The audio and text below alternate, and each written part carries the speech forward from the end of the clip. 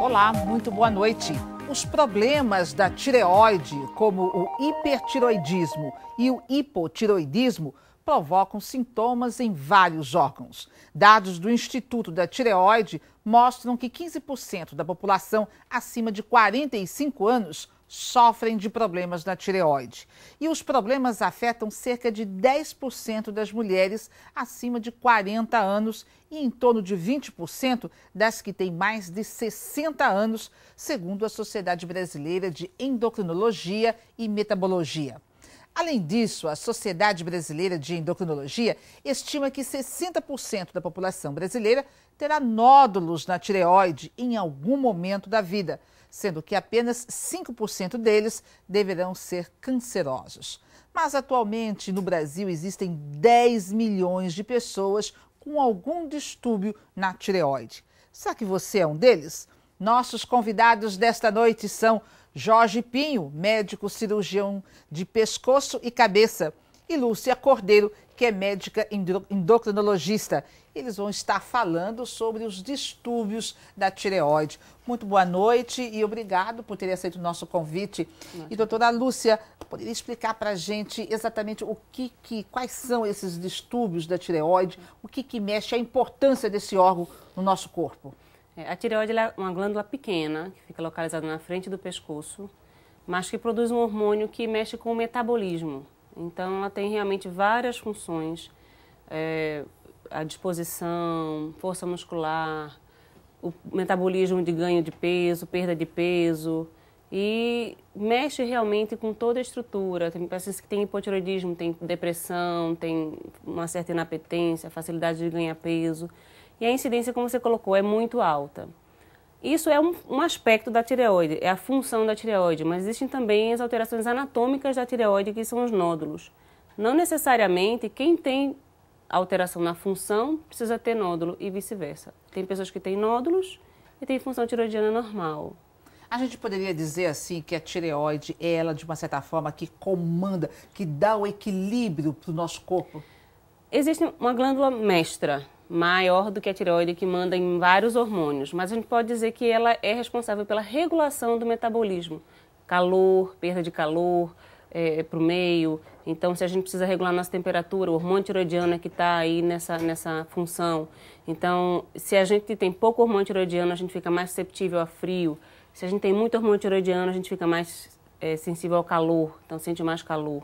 Além disso, é responsável pelos batimentos cardíacos, dentre outros hormônios, a tireoide também. Então, pode ter alteração na função cardíaca, cansaço. Numa fase até mais avançada, a gente vê pouco, porque a gente dá um diagnóstico hoje bem mais precoce, a população já está mais alerta, então já procura o médico mais precocemente, mas casos antigos de pacientes com insuficiência cardíaca, bem debilitados, com muito edema. Então, são situações mais avançadas. A gente hoje vê pouco esses casos. Ainda vê, mas mais em hospital público, nas enfermarias, pacientes com pouca assistência médica. Doutor Jorge, a tireoide, essa glândula está localizada aqui, no pescoço. E a gente consegue sobreviver sem ela? Bem, de mais nada, mais uma vez aqui nesse sábado junto com você, e agradecer, né, e dar boa noite aos telespectadores que estão aqui nos ouvindo. E como você falou, a tireoide ela fica à frente da traqueia, fica repousando sobre a traqueia, tem um formato de borboleta, né? Inclusive o nome dela vem tiros, quer dizer escudo, também tem como se fosse um formato de um escudo.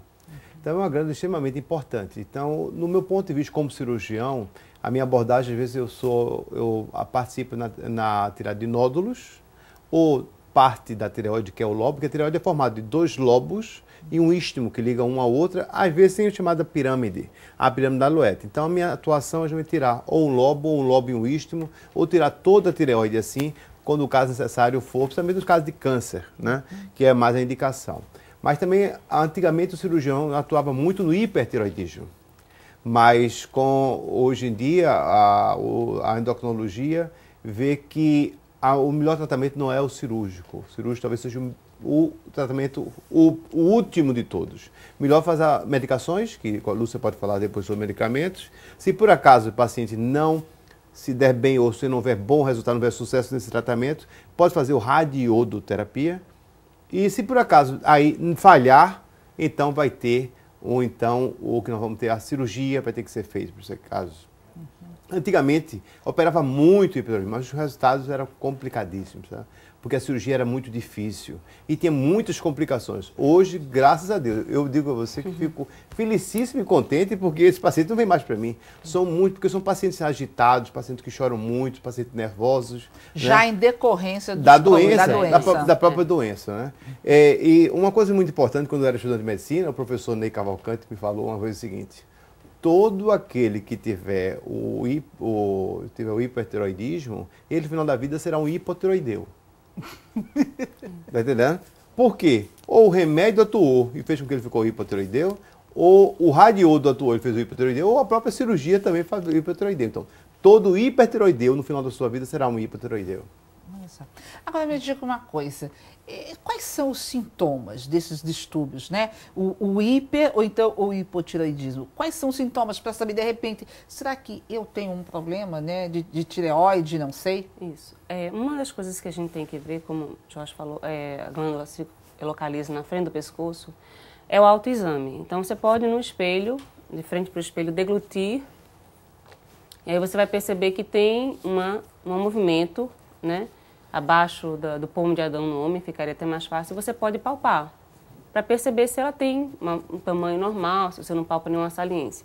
Alguns nódulos maiores podem ser diagnosticados pelo autoexame da tireoide ou o aumento do volume da tireoide, pura e simplesmente, que é chamado de bócio. Quer dizer, uma pessoa que vai fazer isso em casa e que nunca fez essa autoanálise, esse autoexame, não vai saber qual o tamanho, mas, por exemplo, assim, ela fazer esse autoexame, se ela sentir que tem algum nódulo, alguma coisa, isso. Algo está errado.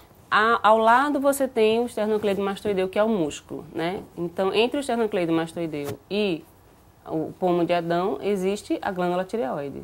Então, é relativamente simples. Né? Às vezes as pessoas se queixam de dor aqui atrás, que cresceu um nódulo aqui. Não, a tireoide não é aqui, a tireoide é aqui. E ela é à frente do pescoço, mas ela mantém uma certa distância dos órgãos, do esôfago, da traqueia. Então, muitos pacientes confundem um pouco os sintomas das vias aéreas respiratórias com o sintoma da tireoide, que dificilmente dá sintomas compressivos, a não ser que exista um volume muito grande. Então, antigamente existia deficiência de iodo e aqueles bócios monumentais, chamado bócio endêmico, onde existia realmente sintomas compressivos. A gente vê isso pouco hoje em dia, mas existem bócios multinodulares que crescem e podem dar algum sintoma de compressão, tumores que crescem podem dar sintomas de compressão. É muito raro, não é a maioria dos pacientes. O que é que causa? Como questão de compressão, realmente, hoje vemos muito pouco isso, mas é pouco, né?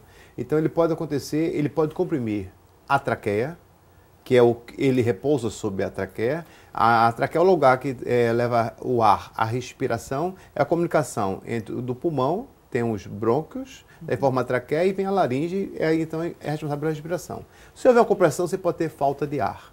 Principalmente quando você deita, que há o peso em cima da traqueia. E com certo tempo, com esse peso, a traqueia vai começando a amolecer e ela vai se colabando, né? Então é uma sintomatologia que pode ter de compressão. A outra seria a compressão do esôfago, que é o lugar onde a gente come. Então, onde passa a comida, tá certo? Então, a vezes, quando vai engolir, a comida, às vezes, ela não está passando com tanta facilidade como antigamente. As pessoas e a outra poderão coisa, se você me desculpa, seria o bócio se torna mergulhante. Isso. Ele vai para dentro do tórax, se não for tratado. Então, se às vezes a cirurgia teria que ser feita só pelo pescoço, com uma pequena incisão de 4, 5 ou 6 centímetros, dependendo do tamanho do nódulo, ele vai ter que abrir o tórax também. Aí é complicado, complica muito mais. Porque aí a cirurgia já passa a ser uma cirurgia multidisciplinar.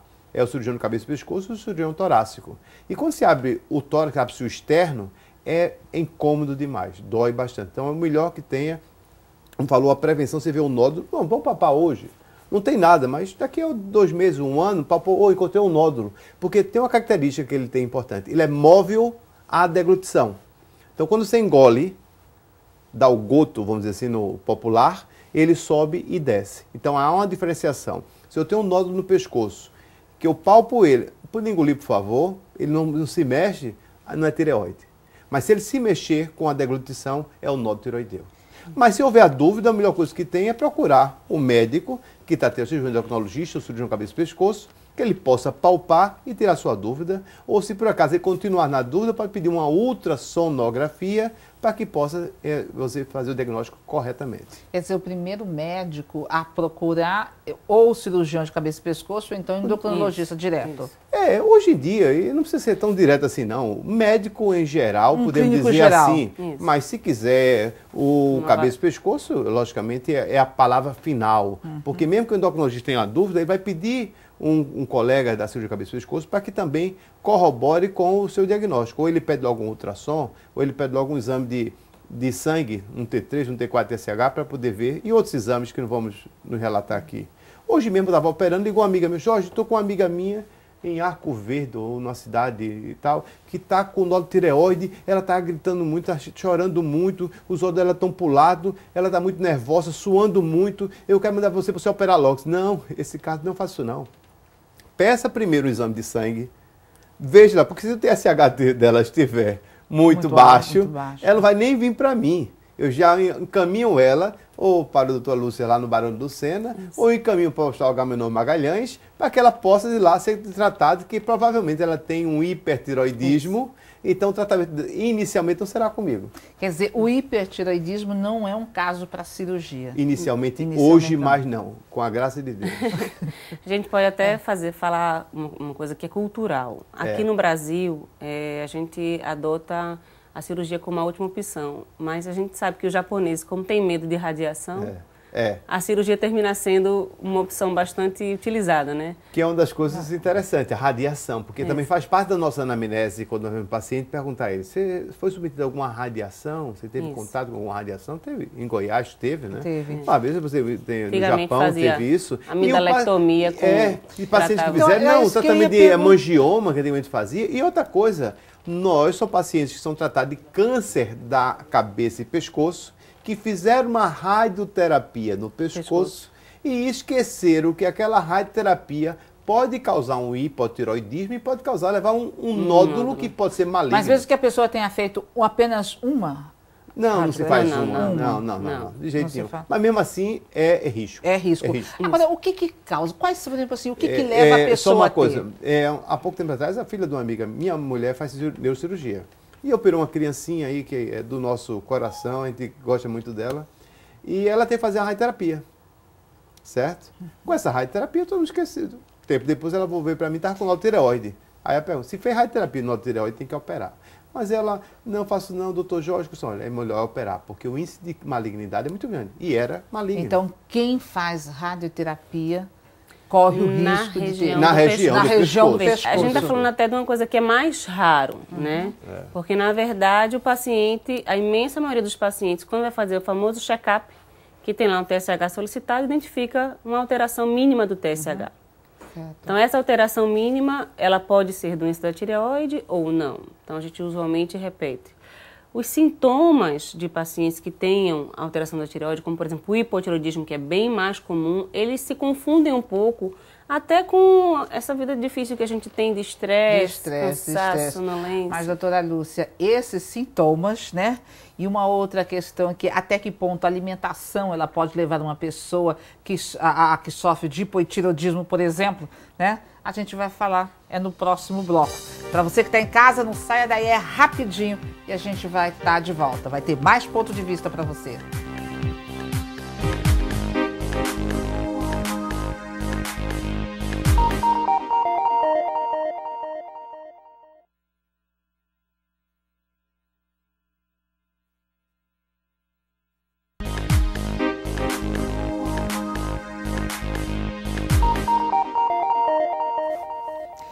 Os distúrbios da tireoide, este é o tema do ponto de vista desta noite. Nossos convidados são Jorge Pinho, médico cirurgião de pescoço e cabeça, e Lúcia Cordeiro, que é médica endocrinologista. E doutora Lúcia, a senhora falava, né, dos sintomas e do que provoca, do que leva uma pessoa a ter qualquer distúrbio na tireoide.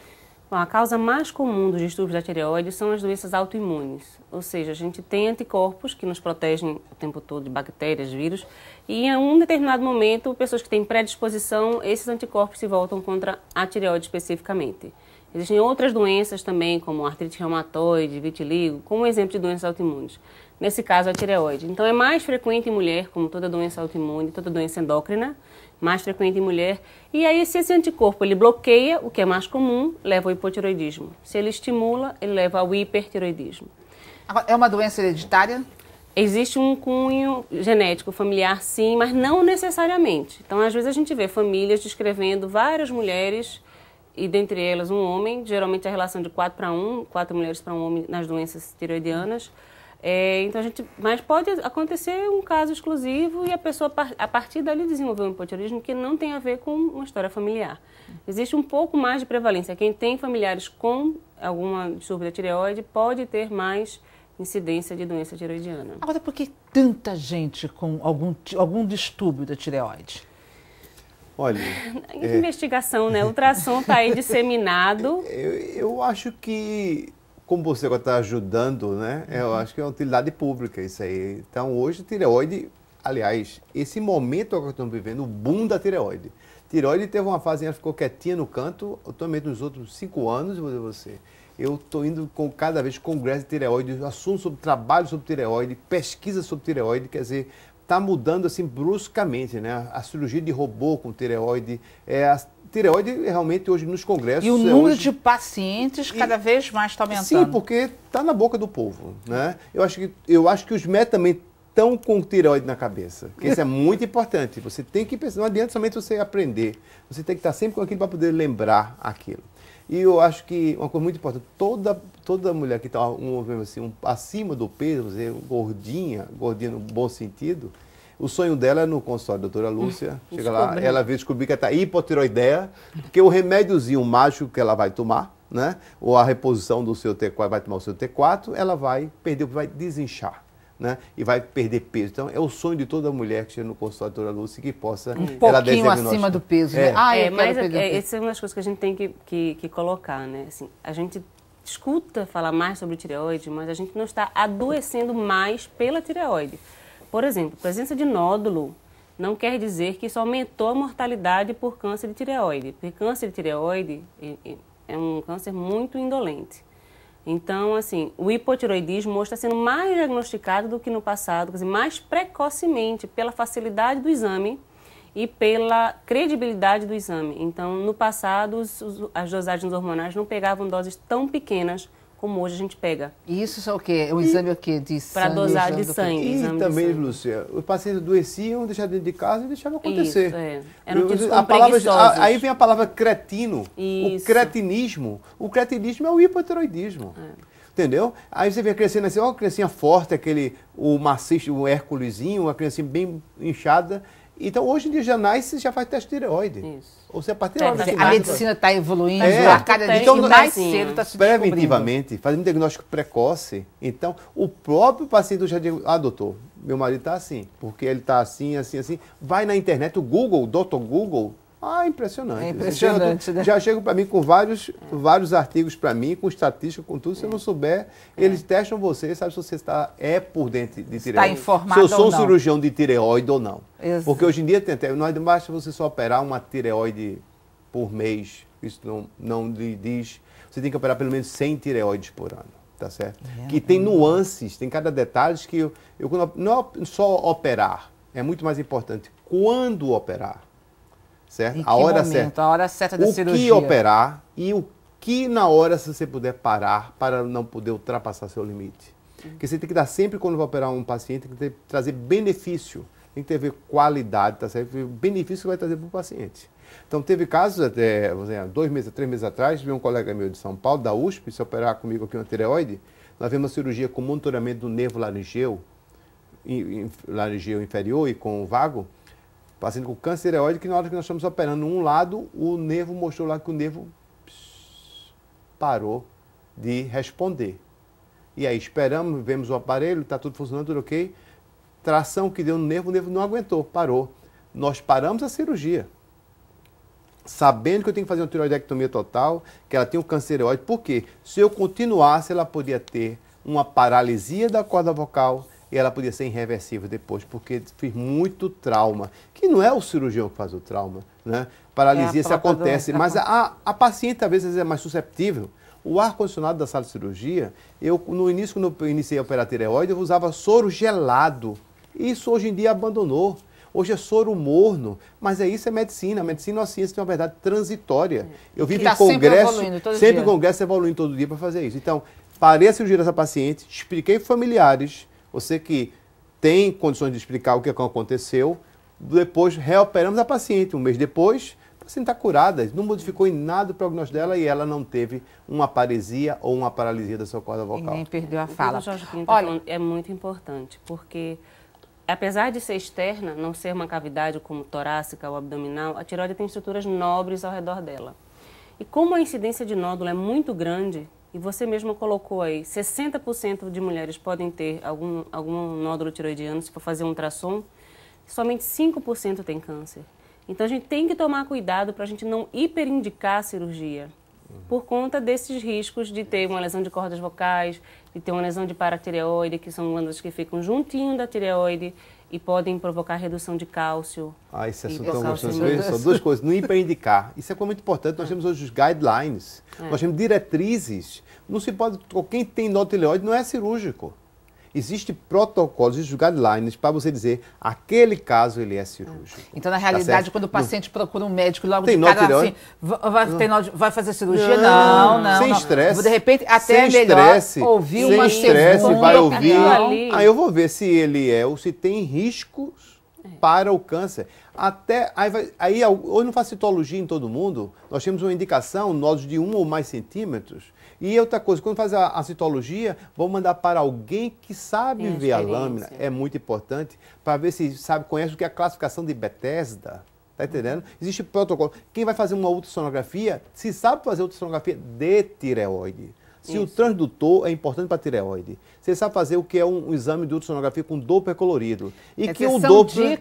São dicas para quem está em casa na hora de fazer qualquer exame, saber em que laboratório, em qual clínica médico está buscando para não ter informação. Pequenas informações oferecidas pelo próprio ultrassom já nos fazem saber se aquele nódulo é um nódulo benigno ou não. Por exemplo, líquido, cisto. Cisto é uma lesão extremamente benigna, não tem risco, não é necessário fazer nenhum procedimento. Um nódulo misto, ele já diminui um pouco a sua chance de ser maligno, mas precisa ser acompanhado.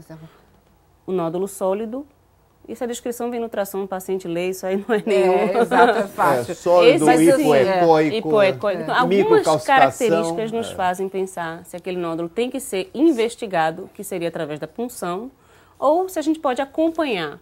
Usualmente a gente acompanha aquele nódulo, a história natural do nódulo ou dos nódulos, que também é comum, mais de um nódulo, é que ele possa crescer, diminuir, aparecer em outros nódulos e a gente vai acompanhando aquilo ali por anos e não sai dali. E não sai dali, não cresce. Mas eu queria aqui tirar algumas coisas assim, que são mitos, é verdade, de fato, né, em relação aos distúrbios da tireoide. Primeiro, o hipotireoidismo engorda? Engorda, porém ele não é responsável por um aumento de peso de mais de 5 quilos. Porque o aumento de peso do hipotireoidismo é por retenção de líquido. Então, claro, a gente sabe que tem mulheres que têm mais dificuldade de perder peso, mas se a gente for fazer uma investigação, esse percentual não é diferente para quem tem hipotireoidismo e quem tem tireoide funcionando normal. Entende? Mas como o hormônio tireoidiano é um hormônio que mexe com o metabolismo, é dito que sim. Há uma dificuldade de perder peso? Há. Isso não significa também que acho que estão acima do peso, principalmente as mulheres, né? Já que a incidência é maior nas mulheres, não conseguem perder peso é por conta da tireoide. Você quer que eu diga um exemplo? Sim. Ronaldinho. Foi para a televisão dizer que não estava tendo um bom desempenho por causa do problema de tireoide, que era um hipotireoidismo subclínico. Então, essa informação, assim, ela foi lamentável, porque, na verdade, não justificava o ganho de peso e nem, talvez, o pouco desempenho físico dele, né? Outra questão, o hipotireoidismo faz perder cabelo? Sim. A queda de cabelo, pele seca, pode haver alteração menstrual, constipação, que é a prisão de ventre, depressão, sim, sonolência. Alimentação, ela influencia nesses distúrbios ou leva a pessoa a ter um problema? O hipertireoidismo, ele come, mas não engorda de jeito nenhum. Perde peso. Veja, hoje há uma recomendação de suplementar iodo na alimentação. Isso é muito exatamente para evitar... Muito importante e polêmico. O bócio endêmico, é. A nossa presidente recentemente quis reduzir a quantidade de iodo do sal. Na verdade, não se tem explicação, né? Porque onde foi que não? tirou? Onde tirou essa teoria? Onde tirou? Olha, infelizmente o nosso tempo assim passou, passa mas ainda mais você. Eu só queria que vocês Nós fizessem as dicas, orientações finais. Tantos assuntos que tem que hoje em dia nós estamos ligados muito à vitamina D3, que é o endocrinologista e o cirurgião tem que saber disso também, porque as complicações que tem do hipoparatiroidismo que você encontra, outros que tem durante a cirurgia de tireoide, pode estar ligado a isso. Então você tem que primeiro testar se ele está suficiente ou insuficiente a sua vitamina D3. Doutor Jorge, um recado para quem está em casa, rapidinho. Bem, eu acho que o mais importante é se você encontrar um nódulo no pescoço, que ele é móvel à deglutição, tá certo? Acho que deve procurar o médico para que ele possa tirar essa dúvida, porque com isso ele pode saber se o caso é cirúrgico ou não. Doutora Lúcia. A minha recomendação seria uma só. No check-up, incluir exame de tireoide, para que a gente possa diagnosticar mais precocemente as doenças da tireoide e o indivíduo não ter nenhum problema adicional. São uma doença completamente tratável, fácil, é um comprimidinho, as doses são multifracionadas para exatamente se adequar a cada indivíduo. Aquele que tem hipertireoidismo tem que ter um cuidado especial, tem que ser visto realmente por um endocrinologista e bem conduzido para que não fique uma lesão cardíaca ou alguma coisa futura. Bom, eu espero que vocês aí que estão em casa possam ter anotado a dica e seguir as orientações que foram passadas. Por hoje é só, mas sábado que vem tem mais. Você pode participar, envie para a gente perguntas e dê sugestões de temas que gostaria de ver discutido aqui. Para rever o programa de hoje, anote o nosso endereço eletrônico facebook.com/programa Ponto de Vista. E pelo Twitter você também pode deixar o seu recado em @PontoDeVista4. Uma ótima noite de sábado, um excelente domingo e até o próximo fim de semana.